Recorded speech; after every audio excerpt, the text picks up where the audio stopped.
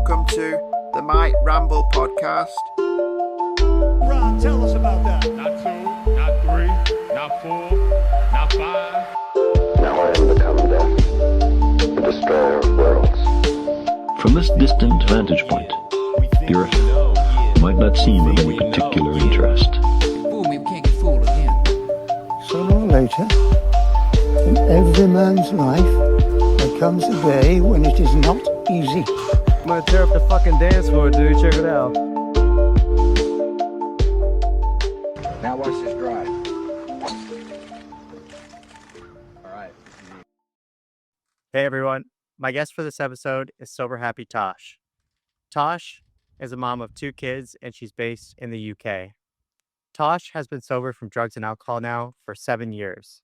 She is the host of the Clearhead Club podcast, a business owner, she hosts sober retreats, and she helps others find their way into recovery.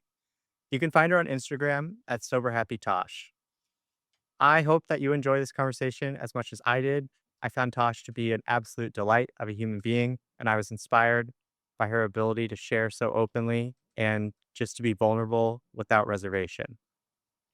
That's all I've got. All right. Hello, Tash. Hi. Oh.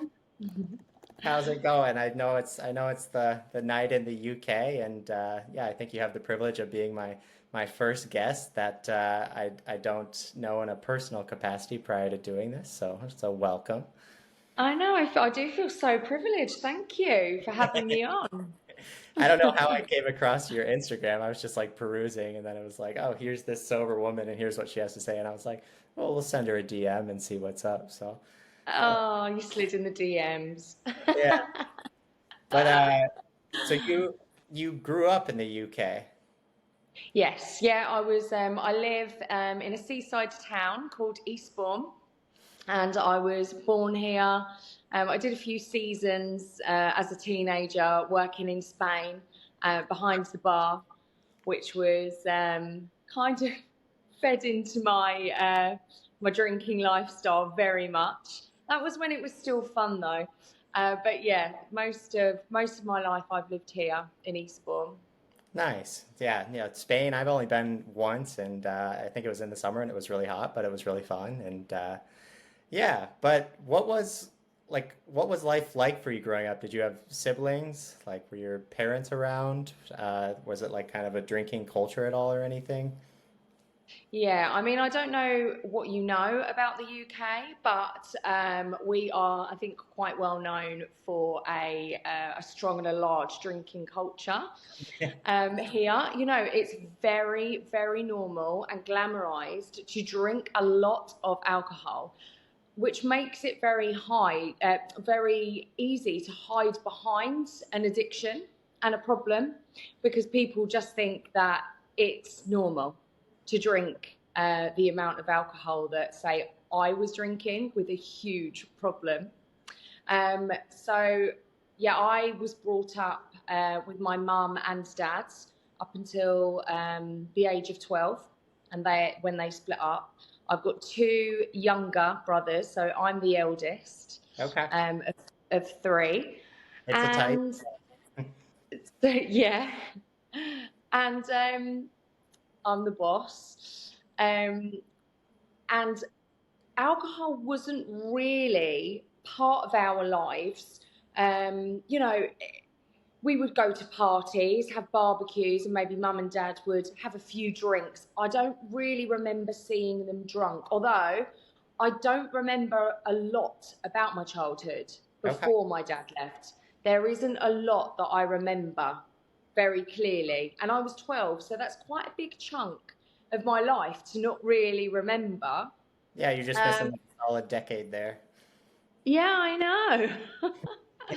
And that's one of the times that I wasn't drunk. So go figure. So mum and dad split up when I was 12. And then that's when alcohol kind of introduced itself into the family. I think my mum, back then, I mean, England, I don't know what it's like in America, but that was in the late 90s, early 2000s. and mental health wasn't really spoken about a lot. Nobody really knew what it was. There was a stigma behind it a lot. So if you were suffering with your mental health, you wouldn't talk about it. It was something that was seen as embarrassing to have mental health issues. So when my mum struggled, when her and my dad split up, and then soon after her dad died, she started self-medicating. Of course, at the time, I was 12. I didn't know that's what was happening. As an adult, I can see. Started self-medicating with alcohol and smoking weed, sleeping tablets, things like that. Dad just kind of went and relived his lost youth. So wasn't really, had a great time, I guess, but wasn't really around for us. And we started kind of, we were left to our own devices a little bit, me and my brothers. Whereas before we'd been kind of like this tight-knit, not perfect, but family and kids that had bedtime and routine and stuff like that. And then it was like blown apart. But as children, we thought it was great. Well, I'm just spending all night in the park with my friends, and didn't really see, a bigger issue in this massive, massive change. And then I started drinking at 13 with friends. Again, I mean, I don't know whether this used to happen like when you were younger or in America, but in England, it's very common for, I'm 39 now, so we're going way back.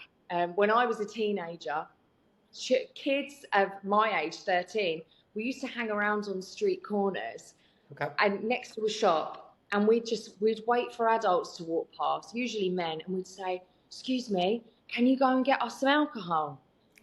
And we'd give, and this adult would go, "Yeah, okay." And we'd give him like our pound coins that we've got from our mums to get some sweets. And they'd go in and buy us like a massive bottle of cider. And we're like these tiny little 13-year-old girls. And we'd hang out in parks and things, tell our parents we were having a sleepover.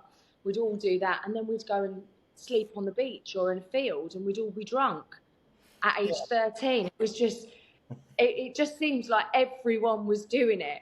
Again, it wasn't anything out of the ordinary. And then I started, quite shortly after that, I started drinking with my family. I don't know if whether me being the oldest, I was kind of seen as more of a friend to my parents rather than a child. But yeah, we started drinking together. Again, I think that's something that's quite, probably not to the excess that I was drinking, but something that's quite, it's not uncommon for children.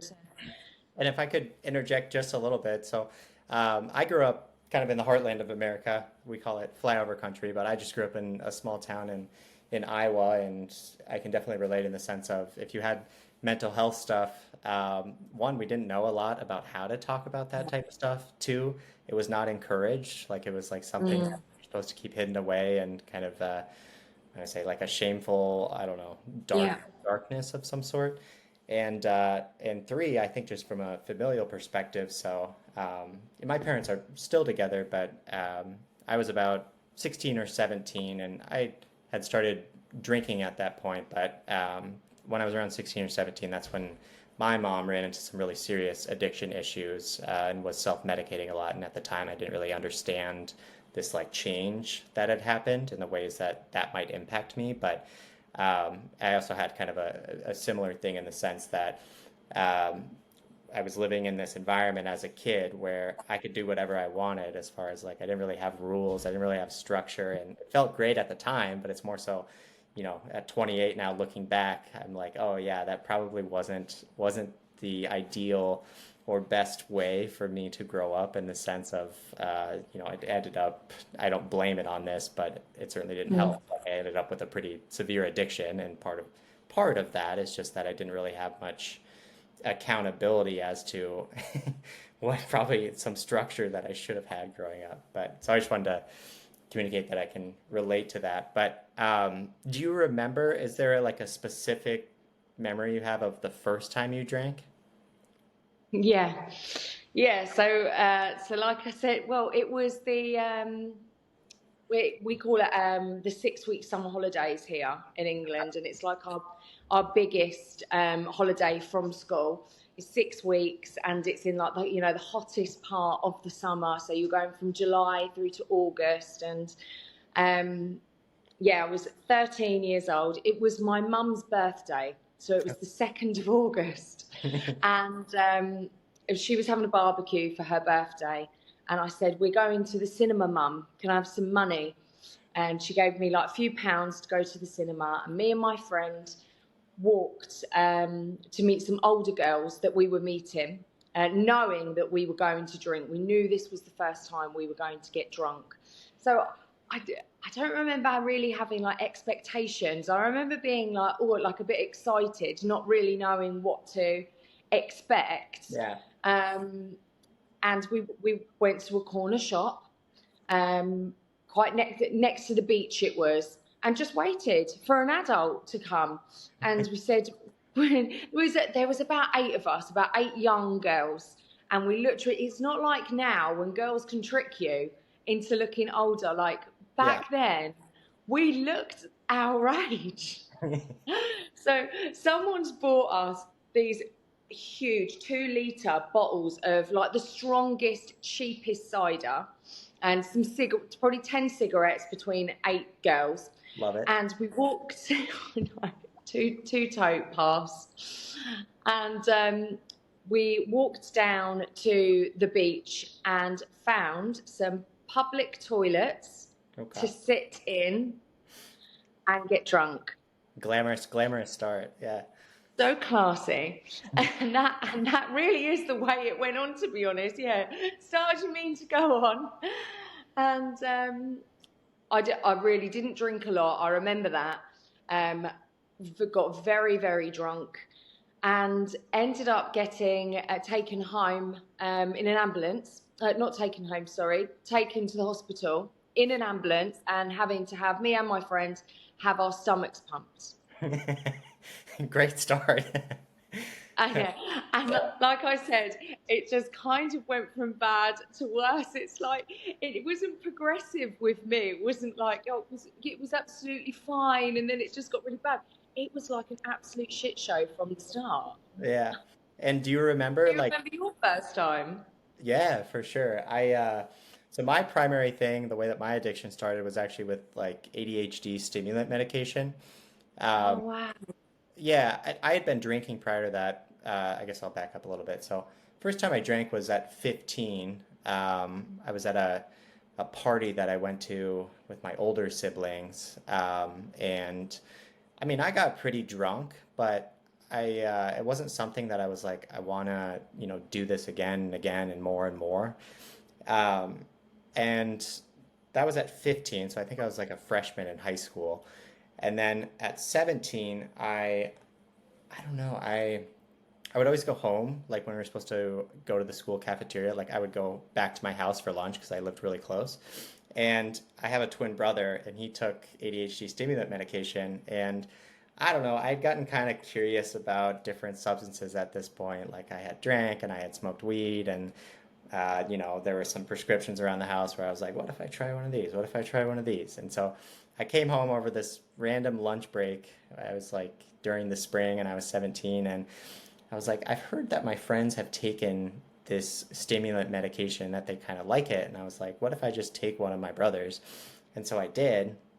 And then it takes a little bit to kick in. So I went back to school, and then I can distinctly remember when it kicked in, I literally like actively thought this. I was like, oh my God, where has this been my entire life? This is how I've always wanted to feel. It felt like a key to a lock. And, that should have been huge red flag to me, and that I'd never had that type of response to any other substance. But, it was like, this is how I've always wanted to be, like more of this for sure. Mm-hmm. So, how did it make you feel, the medication?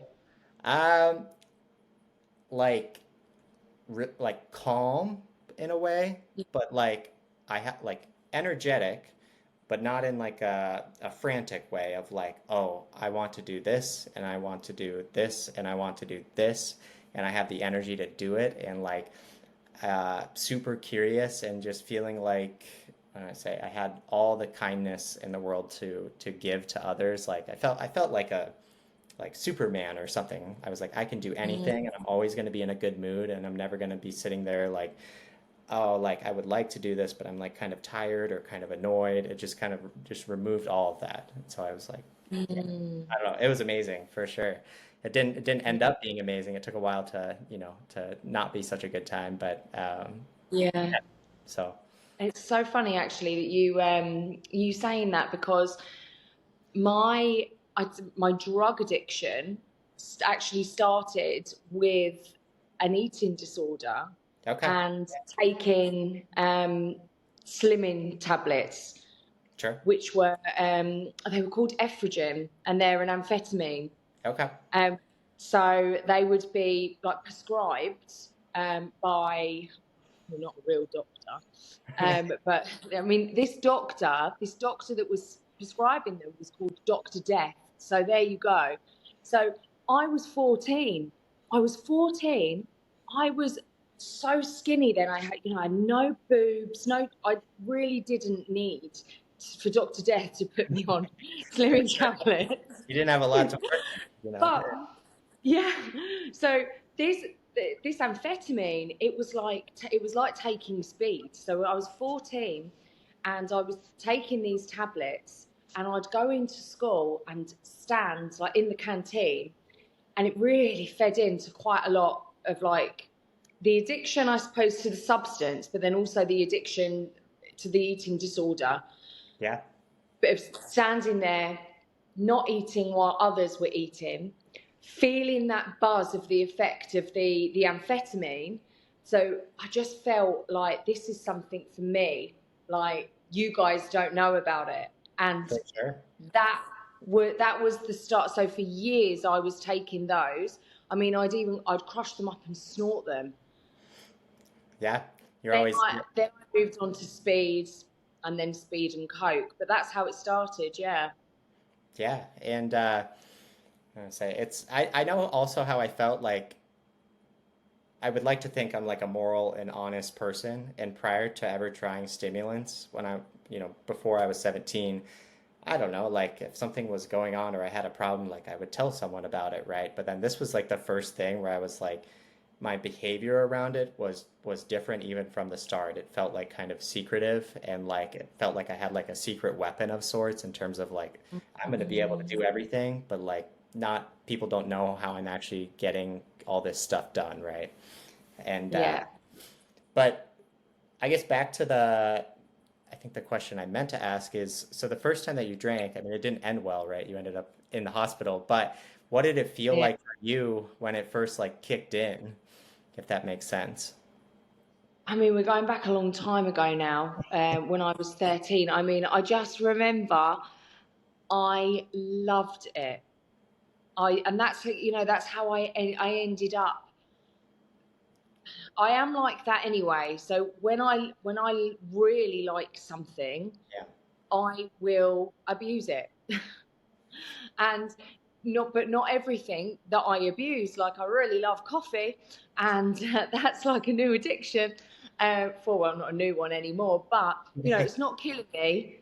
It's not putting me and other people in danger like the alcohol and the drugs did. So it's different, isn't it? But yeah, I absolutely loved the feeling of being drunk. Yeah. It was That first drink, of even knowing that I was having it, and as soon as that first sip, that kind of just taking me outside of me, yeah. just numbing what was going on in here. From the very start, I loved that. Yeah, no, I can relate. It was, yeah, being able to on demand change how I feel and be able to like escape myself, right? That's like, I mean, obviously as it progresses, that kind of dichotomy there in terms of who I am versus like how I feel when I use, it just like, that gets even wider over time, but it was always being able to like control how I felt. I loved that so much. And I guess so to keep going, So you drank for the first time. It sounds like you just went straight to alcoholic type of drinking. There was no real warm up for you. But I guess It's never been just one drink for me, you know. but like how did your life continue on from there? Yeah, so after that drink, my mum, she actually grounded me for that whole 6 week summer holidays. Even though I would drink with them, she didn't let me out. She was actually very strict in some ways, and you would have thought, that would have put me off. It didn't. The next school summer holidays, when I was 14, I got drunk again. It was in a church with a group of my friends, and we ended up having a fight with some other group of children. Yeah. And we were only young, like no one was actually really physically hurt, but we did have a fight, and I ended up getting arrested. See, I feel like it was always, I've never been able to get away with anything. Now everybody else did it as well. We're in a group of like about 12 kids. They've all ran off and gone home. Everyone's fine. I'm in the back of a bloody police car in handcuffs at 14. Yeah. You're the fall man. Yeah. I know. And I mean, to be fair, I was always doing things wrong, but I was always in bloody trouble. Couldn't get away with anything. So yeah, I got arrested. I got taken to the police station. My mum got called. This again was around her birthday. Again, that poor woman, I just kept ruining her birthdays. She actually fainted when she got told that I'd been arrested. So my dad had to come down, and they allowed him to sit with me in the cells. So again, terrible things always happened. We're good. When I was drinking, it was utter chaos. But I continued on for like 20 years trying. It was just got worse and worse and worse, and I'm just thinking, bad things always happen to me. Not looking at my behaviour or taking any responsibility for it at all. Yep. I just thought, oh, poor me. Yeah, like it's just unavoidable. My fault. Yeah, there's just no way that this couldn't be the case, right? This is just how life works for me. Yeah. So you get through, I imagine, like your childhood education. Did you go to college? I went to college twice. I dropped out of college twice, and good. I dropped out. I'm a college at one point too. So. Oh yeah. Yeah. Oh, we have so much in common. Yeah, I also, one time I had to call my dad on his birthday and say, hey dad, I relapsed. I need to go back to treatment. So just wrecking parents' birthdays, I get it as well. Probably not as bad as you apparently, but yeah. Oh, I think we've made up for it now. Well, we're getting there, day by day. Yeah. So I dropped out of college the first time actually to go and work in a bar. I was 16. I'd actually been drinking in that. It was a bar. It was an old man's pub, and it was all just old men, working men's pub. Real like rough, like you call it like a dive. But I loved it in there. It was probably because they served me. I was 13. Yeah. So I've been drinking in there since the age of 13, and then at 16 they gave me a job behind the bar. So I was like that. I don't need to go to college anymore. So I dropped out of college to go and work in this bar full time, and just get drunk every day for free. Yeah. So I thought at 16, oh, this is incredible. Like, this is the best thing that's ever happened to me. And then the second time I dropped out of college was because I went to go and work abroad in Spain.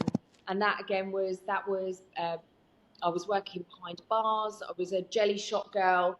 I was one of those annoying like PRs that's out in the street, like, come in here, you'll get a free shot, you get a free drink. And then every time I put someone in, I'd get a free drink. So I worked very hard at that job. Yeah, I bet. Yeah, I was the best. And then you did that, and then I imagine, at some point you start getting into like young adult life, did you move out of your parents' place? So when I moved back to the UK from Spain, um, I actually I moved back at 20, and then I think about 3 months later fell pregnant with my first child. Okay, yeah. So that calmed me down, obviously, because I Yeah. was pregnant. That kind of forced me into it. Um, and yeah, I moved out of home, had my son, and for the first time in years, I was 21 when I had him. For the first time in years, I didn't think about alcohol. I Yeah. threw myself into being a mum, and I felt really calm, really content. And that was the first time in years that I'd felt like that. And I just really enjoyed that little part of my life. And I didn't never even thought about alcohol.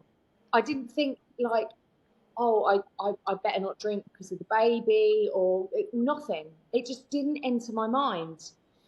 And then when he was one and a half, I split up with his dad, Yep. and me and my son moved into a one-bedroom flat. And that's when things started to change. And I was on my own. I put the baby to bed at, say, like 7 o'clock. And then all the old thoughts started coming back that were always there before. The thoughts that I didn't want to listen to.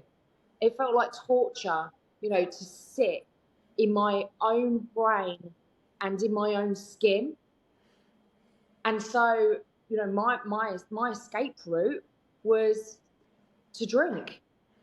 And it's so easy and accessible, and it's so like normalized and accepted to do that, to say, well, put the baby to bed and I drank a bottle of wine. Yeah, I that is one thing. It took me a while to kind of get to, when I say become a full alcoholic. The stimulant thing, wasn't good from the start, but it took me a while to kind of grow into my skin as an alcoholic. And that is the thing about drinking.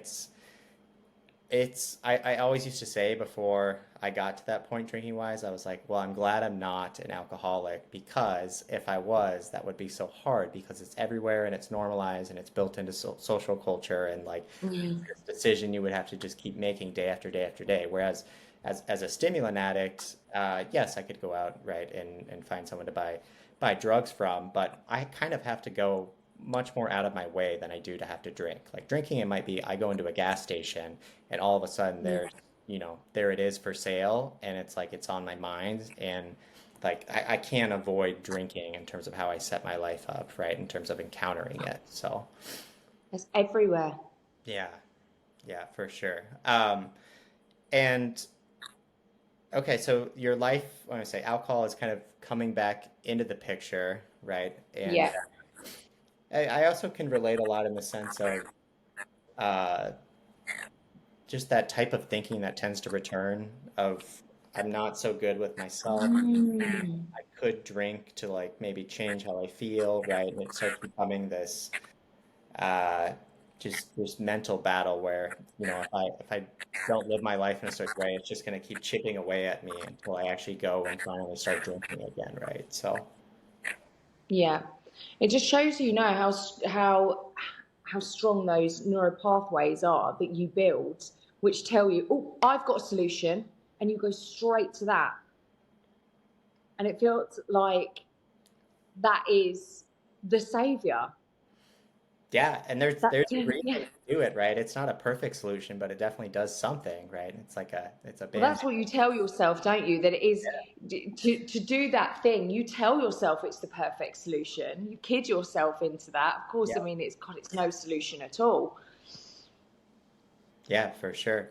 And then so alcohol is coming back into the picture. You have a young child, and then I guess how does the story progress from there? Yeah. So I started drinking a bottle of wine a night. I would always have a bottle of wine a night. And then again, so the eating disorder then crept in because I found that when I was drinking a bottle of wine, I wasn't eating. So that would be my dinner. And I started taking the slimming tablets again, the ephedrine. I would sometimes, like I said, crush them up and snort them. So I was constantly like on something throughout the day. Like I'd get up in the morning, take a slimming tablet, then I'd be all buzzy. And then by the time it got to the evening, then I'd want to calm down a bit. So then I'd have the wine. But that one bottle of wine very quickly, I built up a tolerance to that. And then I needed more. So then I'd need a bottle and a half. And then over the years, it progressed to 2 bottles. Yeah. And then eventually, before I stopped drinking for good, I was drinking 3 bottles. I had to have 3 bottles in the house. Otherwise, I would be in sheer panic. Yep. Like I'm not going to have my coping mechanism here. It's not going to function well enough, right? And the thing is about 3 bottles of wine. Yeah, it's like, sure, we can kid ourselves into it being a solution for the time being, but it starts coming. That's the thing about addiction. Like it is a solution of some sort. It's not a very good solution, but then it has all these consequences attached to it, right? It's just a very, very quick fix, which doesn't actually solve anything that you're going through. I mean, it just puts absolutely everything on hold and then causes other problems on top of that you have to clear up along the way. It's kind of like having a really dirty bedroom, and rather than actually cleaning it, you're just like, well, if I just shut that door and never go in there, right? Like it's all good, right? Pushing everything in the cupboard, under the rugs. Yeah. We'll just get things out of the way, but not actually clean anything up. One question I have, I guess, throughout all of this, before we get to a little bit later in your story, is where were you at? Like spiritually, did you grow up, say, like religious, or like, I guess, what was kind of your early journey there? Maybe it just wasn't something you were thinking about a ton as a young adult and a young mom, but I guess, yeah, hopefully that makes sense. Like, what kind of connection did you have to any sense of, I say, something greater than yourself, right? Yeah, when we were young children, we went to Church of England schools. They were so God was always was very like prevalent in our lives when we were younger. We were always every morning in assembly and at school we would pray, and we would go to church. And I believed in God, but I was always a very anxious child. So I believed in heaven, I believed in hell, and I always, for some reason, thought I was going to hell. I hadn't even done anything wrong at that point, but I used to, always worry that I was going to hell, or what will happen, when we die. And so I always had a very overactive mind, and it always did go to worst case scenario. You were existentially bothered from a young age. Yeah, I was. But then as soon as I started drinking, and then I just completely abandoned and forgot about that side of life. I suppose I just got very selfish, wrapped up in me and this very small bubble around me. And, the most important things in my life, and which is very, very sad to say, even when my son, I've got 2 children, 7 years apart, but when my children were young, I loved them more than anything, but I still put my addiction before them. Yep. And so that would still be like, especially when my son was young, I would be thinking about what babysitter can I get for the weekend? Where can I get some money to go out? Where can I, like, a new outfit, get my hair done, and all this. It was just wrapped up in myself, and none of that made me happy. Complete opposite. None of that stuff ever. What I thought, all this materialistic things, going to the best bars, going on holiday, going to like Ibiza, going partying and things like that. Getting a boyfriend with a nice car and like just stupid things that I thought were important. Yeah. And would make me happy. Just was the complete opposite. I was miserable. For sure. And I had no connection to myself or any spirituality whatsoever. Yeah, I mean, yeah, I can relate a lot.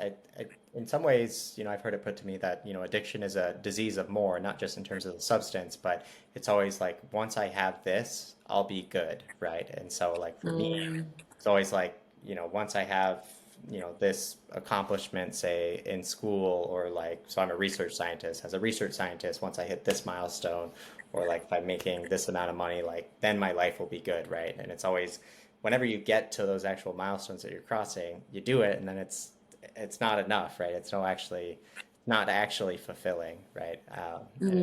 Yeah, it's just like these shallow things. But what was the question too? I was going to ask you.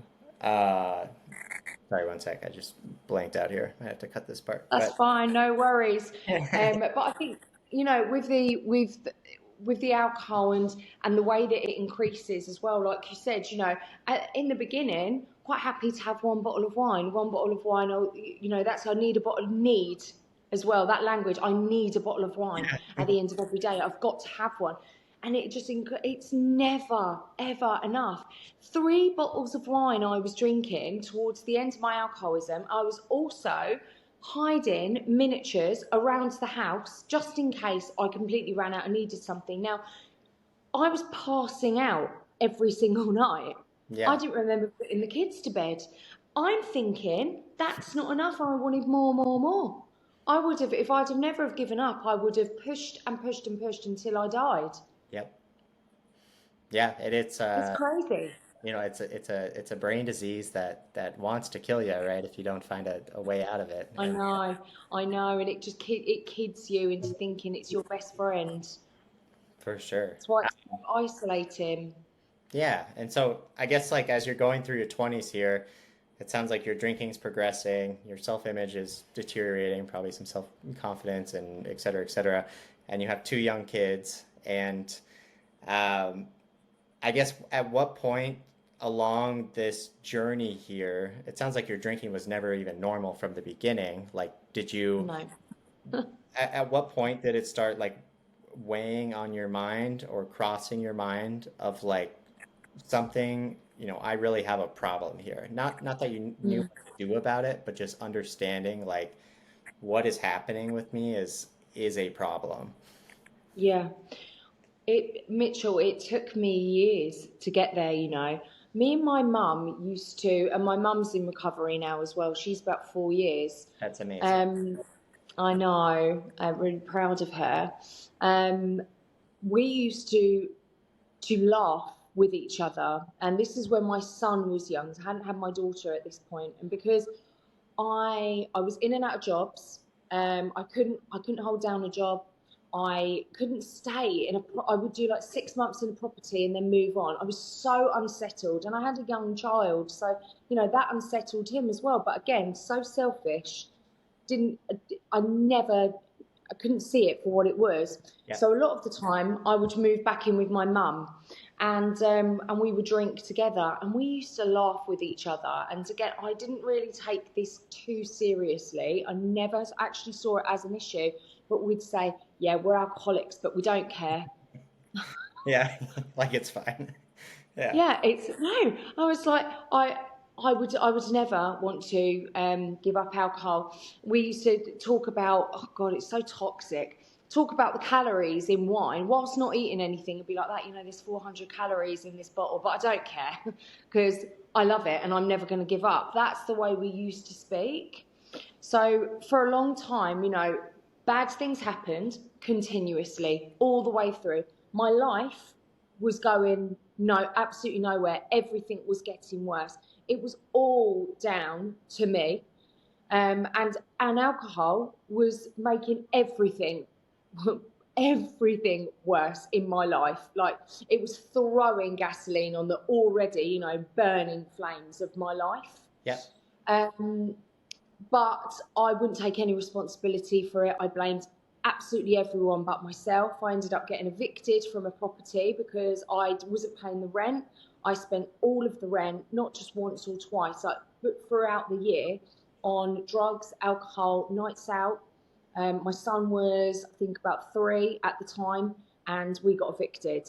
I got us made homeless because of my, my choices in life. And I didn't look at myself and think, you're an absolute disgrace and you need to do something. I thought, how dare that letting agent do that to us? Yep. I blamed them. Yeah, everyone's the problem but me, right? Everybody else, every partner that I ever had, their fault. My mum's fault, my dad's fault, anyone that wasn't doing anything that didn't fall in line with what I wanted them to do or to help me in any way, it was their fault, not mine. Yeah. So I continued like that for years until probably around the age of, it was just after I'd had my daughter, and I found myself then a single mum to 2 children. We had moved into a house, which was very dark. It was a terrace house. Okay. And it had 2 houses either side. The sun never shone on it. And I know, again, this isn't me blaming the sun or the fact that the house was dark, but it just really fed into where I was at the time. For sure. I felt as though, so now I'm 29, 30. I have 2 young children. I'm drinking, probably at that time, it was like 2 bottles of wine a night. And I couldn't get out like I used to be able to when I just had 1 child. Yeah. 2 children were a lot harder to get babysat every week, so I could go out than it was 1 child. So I just started drinking and doing everything indoors. So I wasn't really going out. I was drinking indoors. And like I said, it got to the point where I couldn't remember putting the children to bed. I woke up before. Sorry, my friend just gotta come in here real quick. I might have to move the rooms I'm in. Sorry to cut you off. No worries. Sorry, you're good. I can go do another. No, I just need my laptop. Oh.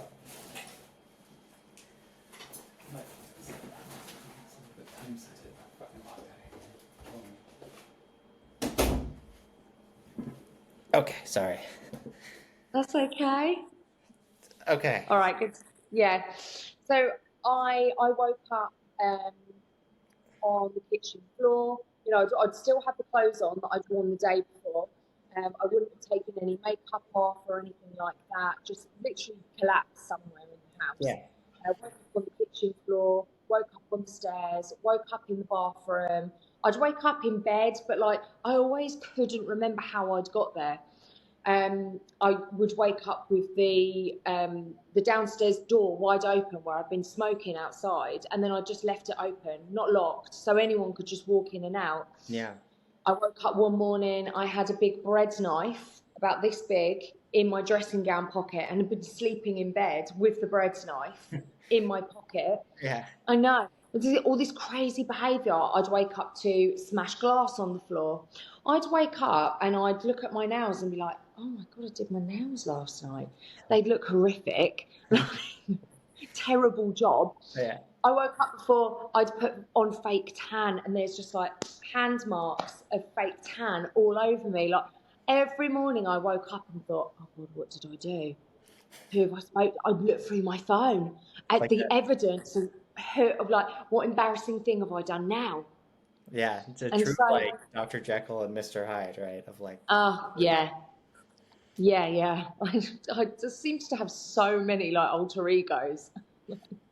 It's a really sad, depressed one, the party girl. Yeah, So it's just like a mystery what you might wake up to the next day.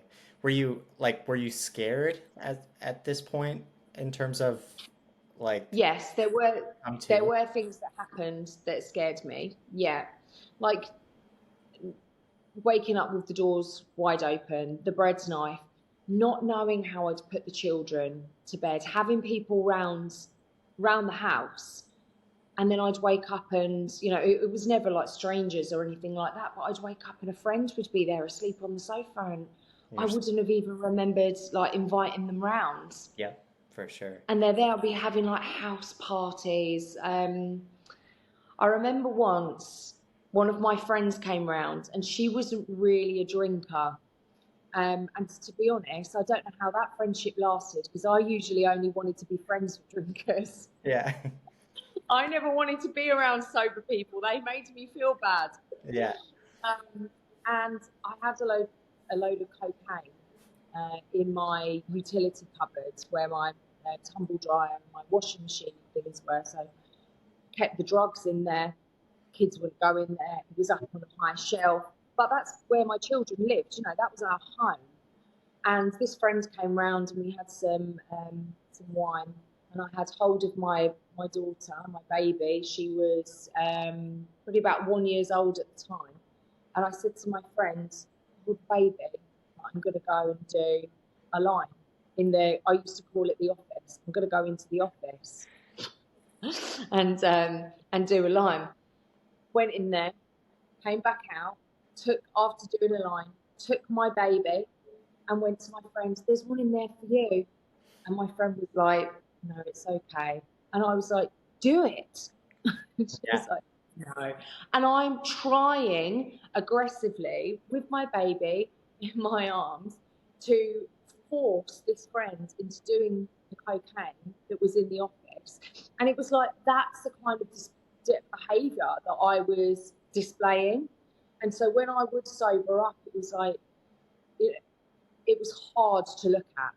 Yeah, for sure. That was me, because that, everything I was doing around that time was something that if you'd have asked me 10 years prior, do you think you'll end up there? I'd have said no. And if it was another mother doing it with their children, I'd have said, get social services round there and take them children away. But because it was me, I felt it was okay. I thought my children were fine. Yeah, rules for thee, not for me, right? And that's it.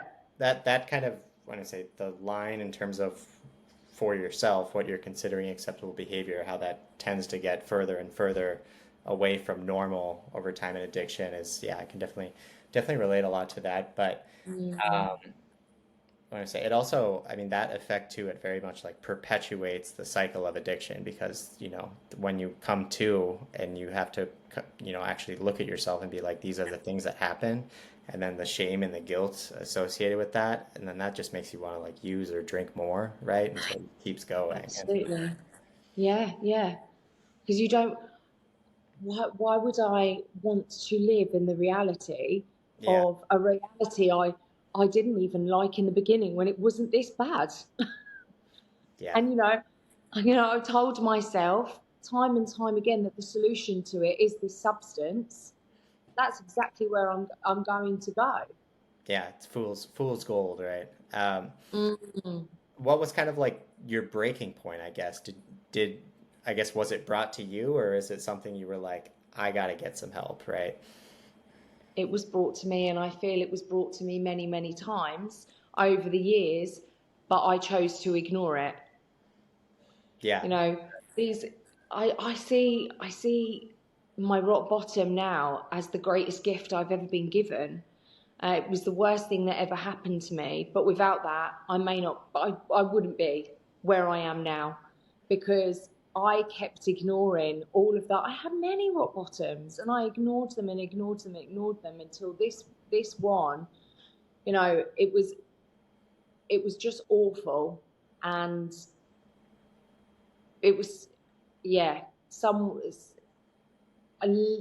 lived in shame at that time for a very long time, and it was something that I thought I would never want to speak about. to people, but I've learned I am an open book now, and I think when you're honest, I think it's healing for you, but I also think it helps others, and that's the most important thing. For sure. There's a saying, I can't remember exactly where it's from, but there's a point in recovery in which you'll no longer wish to shut the door on the past, and where you can discuss it in a way where it's not to get attention or to like make things sound more dramatic than they were. It's just like, hey, here's what happened to me, and I can share this, and it's not great, but it's not something I like am ashamed about anymore, and I can share it in a way, right, where it can serve others, right, and it's no longer harming me. So here you go. Yeah, yeah. So that was when was that? 2017. My Okay. rock bottom. It was January the 20. Well, January 23rd was the first time that I got sober. That was my first ever day one. Yep. January 23rd, 2017. And so that weekend, so that was on the Monday, because that was when I actually sobered up. So the weekend, the Friday, Saturday, the Sunday, I had met up with family members, and I used to drink often and take drugs with my family. Yep. It was something that was quite normal for us to do, normal for me to do with my children around. I wouldn't do them in front of my children, but they were in the house. Yep. They would be in bed while we were downstairs doing it. And that lasted for 3 days. I was drinking Prosecco and gin and taking cocaine. I had very little sleep around that time. And then on the Sunday morning at 5 a.m., somebody said to me, would you like to take a pill and an ecstasy tablet? And I said, yeah. At that point, I was like, fuck it. I was at a point, well, three days into that bender, I didn't really know what was going on anyway. But also, I was at a point in my life where I didn't care about myself. So when you don't care about yourself, how can you care about anybody else around you? Yep. And I really felt like on a personal level that I was at rock bottom anyway, even before this happened. I would drive around in the car without seatbelt on, hoping that I would get hit or that I would crash and just die, because I didn't want to kill myself. So I didn't want to do that to the kids, but I thought I would really, at this point, like to die. So I said, yeah, that was 5 a.m. on the Sunday morning. The children are upstairs in bed. By about 8 a.m., I thought I was being sensible, I better go upstairs and get some sleep, because the kids will be up soon. So I went upstairs, laid in bed with my daughter, who was at 1.5 at the time, tried to shut my eyes, and it was like sandpaper over my eyes.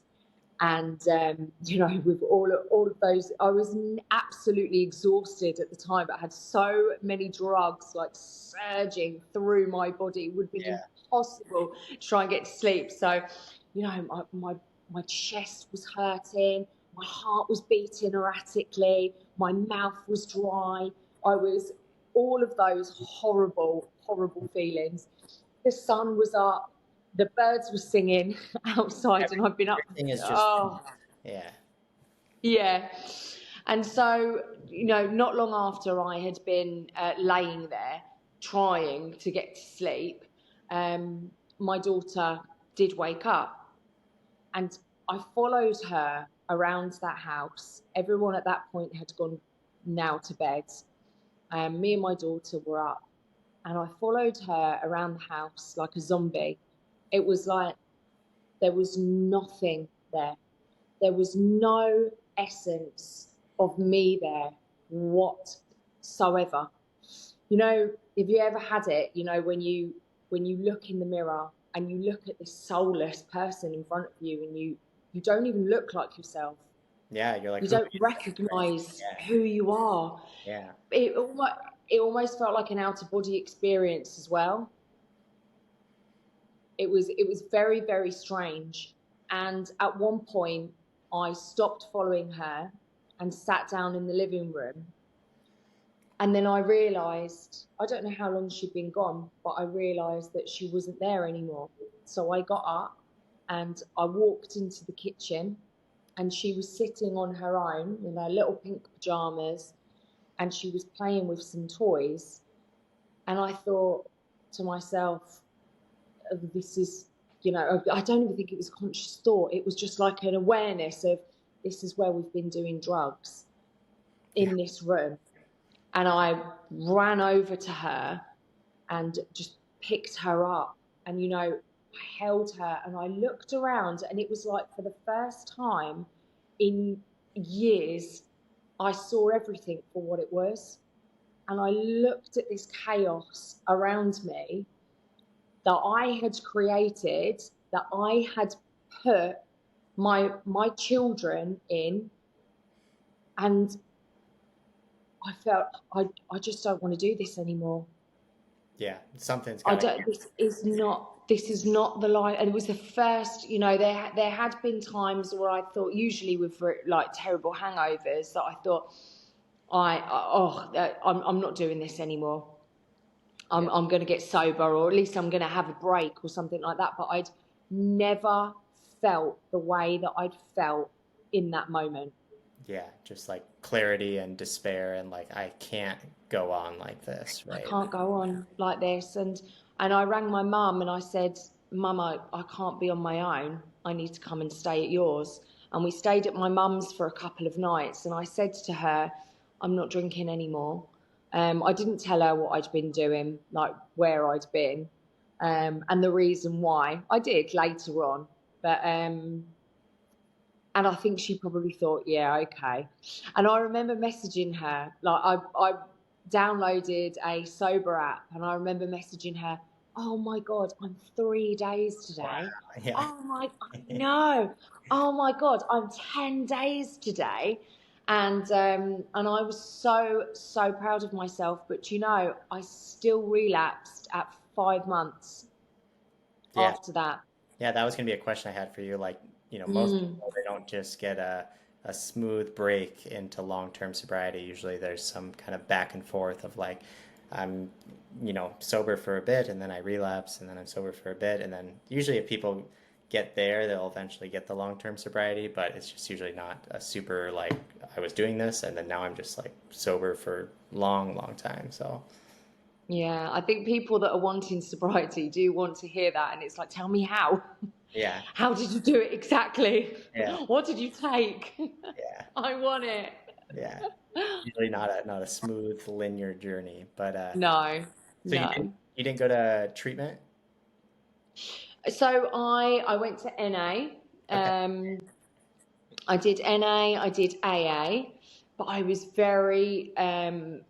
extremely anxious, and I used to panic. I never wanted to speak, and I panicked. So I'd go to the meeting, and then I'd leave and go, that was brilliant. I can't wait to go back next week. By the time it got to, like, say, the Wednesday, I'd be thinking, what if they ask me to read out the 12 steps? What if they ask me to, what if I sit on the chair that's got the leaflets on?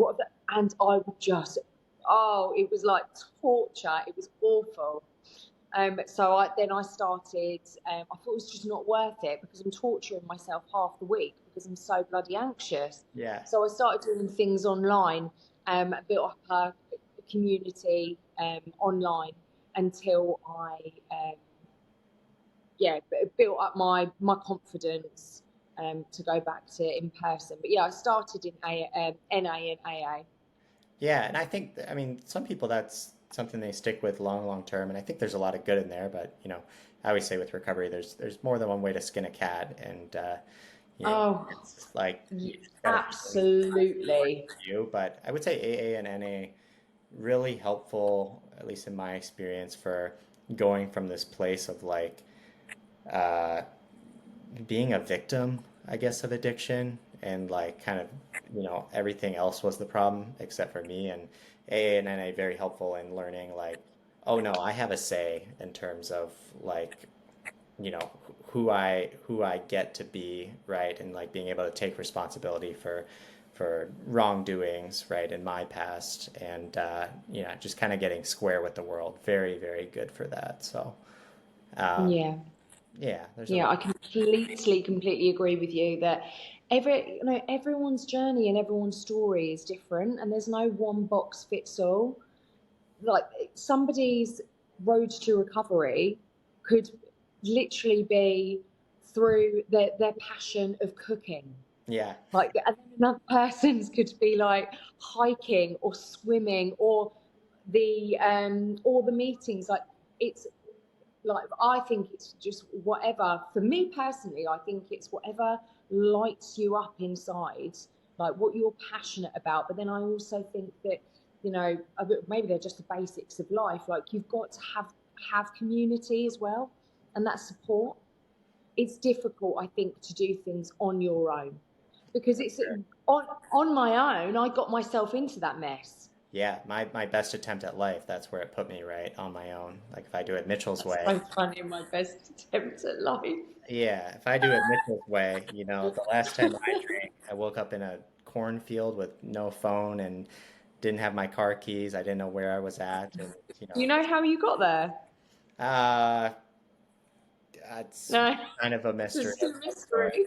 But I was like, did I pass out in this cornfield? Did I walk? Like, did I just lay down and sleep? I don't know, right? But that was my best attempt at life, and so it's I like to think of addiction too in terms of just left to my own devices long enough, without letting other people into my head and saying, here's what's going on with me. If I just keep all that inside long enough, I will convince myself again that it's not the worst idea in the world for me to like go and drink and use again, right? Like, Yeah, it'll be okay. yeah. Was it that bad? Yeah, it wasn't as bad as I thought. Like, I know some other, I know more about it now. Like, I'll convince myself that it's not the worst idea in the world. Yeah, yeah. So, yeah, and I guess what do you do to stay sober now? As far as like what kind of routines do you do to I kind of think of it like bowling. I don't know if you've ever been bowling, but you can bowl with like the bumpers up, right? Terrible bowler. Yes. And I'm someone where if I don't have bumpers set in place, my ball is just going to keep flying off the bowling track, right? So like Into the gutter. what are my bumpers, right? How do I live by? But I guess that question for you. Yeah. Yeah, again, it goes back to what lights you up inside. What are you passionate about? What do you love doing? And I found that, so when I first got sober, it was walking for me. And I think it took me out, that was something that really took me outside of myself. It took me outside of my home, which was a triggering place for me, because that's where I used to drink all the time. I loved being out in nature. I loved like just using my body, even though it was just walking, but I walked for miles and miles and miles. I was getting these endorphins back that I'd kind of used all up with drugs and alcohol. And all of this like walking and nature were two things that for years I couldn't care less about because it didn't involve alcohol. So once I just absolutely loved it. And that's one of the things that really helped me in the beginning, just one of them, to stay on track and get sober. And whenever I felt like I had a craving or triggered or anything like that, I would go out and I would walk until that disappeared. And it did quite quickly. And then when I got back home, I felt great and such a sense of achievement. So I continued, I built up, I think, like my tools over the years, and I will be 8 years sober in January. But I know now all of the things that I need to do to keep myself well, and staying sober is one of them. And when I do all of these things, it's like, they help each other out. So it's going to keep me sober. Sober is going to keep me doing these things, and they all kind of like add in together. So yeah. So it's being around people that I love and adore, people who, you know, are supportive as well of me, because I have got people in my life that I still love and adore that unfortunately I can't spend a lot of time with them because, you know, we're not on the same path. We don't live in the same lifestyles or anything like that. So it's surrounding myself with good people, good energy. Getting outside in that, I have to every day. I don't even care if it's raining. I have to get outside. I'm outside and walking. I'm moving my body.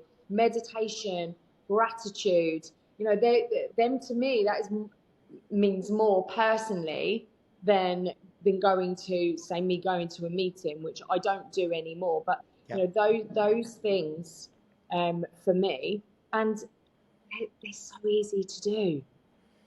Yeah. But I think because they're so easy, when you tell people, like when people say to me, well, how did you do it? Well, I just kept trying and I never gave up. And I got grateful and I practiced gratitude and I took responsibility for myself. And I meditate now because that quietens my mind. So I don't need the alcohol to do that anymore because the meditation does it. Yeah. And I exercise and I move my body. And it's like, I think people are like, well, it can't be that. It's weird because it's really easy things to do. But then I also think that people feel like, well, that just seems like it's too much. Yeah, it's do you know what I mean? Because drinking and taking a drug is so easy. Well, I don't want to do all of that stuff. Yeah, it's like I'm gonna say there's a, you know, simple but not easy, and also let's say drinking is, you know, this quick temporary solution.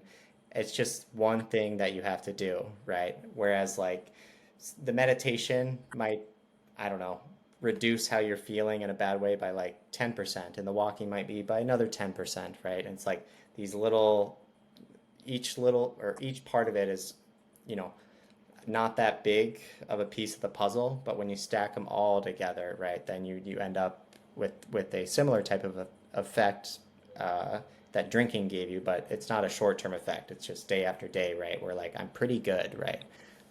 That's it. And it's a lifestyle change. This is what I say as well. I think when I relapsed before, what happened was, and after that, you know, I relapsed many times. It took me another year to get sober, and because I kept relapsing, trying and relapsing. But what I was doing was I was still trying to keep one foot in my old life. I wanted to still hang around with all my other friends. I wanted to still be in those environments. I was going clubbing. I was going into pubs, but, you know, ordering bitterly, ordering I don't even know if I don't drink alcohol-free drinks now. I don't think I did back then either. Probably a water or something like that. And I would sit with it and look at people drinking their alcohol and think, Taking judgment, or drinking something. Yeah. So that's the difference. You know, I still wanted to keep. I hadn't changed anything in my life. Apart from the fact that I'd stopped drinking. Whereas when you stop drinking, you know, certainly I think for everybody, I don't think this is just for me, you have to change your whole lifestyle. You have to change that environment. For sure, yeah. It's like taking someone that, you know, uses a crutch to walk around, right, and kicking out that crutch. It's like that person still has got to find something to get around, right? They're not just gonna just all of a sudden not need a crutch of some sort, or just like assistance of some sort, right? So you gotta make some changes. But and I don't need to cut you short, but we'll probably cut it here, just in the sense I think my friend needs his office. But perhaps we'll do a follow-up conversation at some point. You've been absolutely... Yeah, definitely. And when I start having guests on my podcast, then I would love to have you on mine as well. Oh yeah, for sure. And I'm just kind of learning learning what I'm doing here, but you've been a great, Same. great We just got to wing it. That's the way to learn. yeah, but it's been great to have you on, and I'll try to keep in touch. And I really Yeah. appreciate your time and your openness Oh, here. And yeah, so I hope the rest of your day, wraps up well. And I'll be going to bed soon. Thank you so much, Mitchell. It was lovely speaking with you. okay, yeah, same to you. And yeah, hopefully talk more soon. Speak soon. Have a lovely day. Thank you. You too. Bye.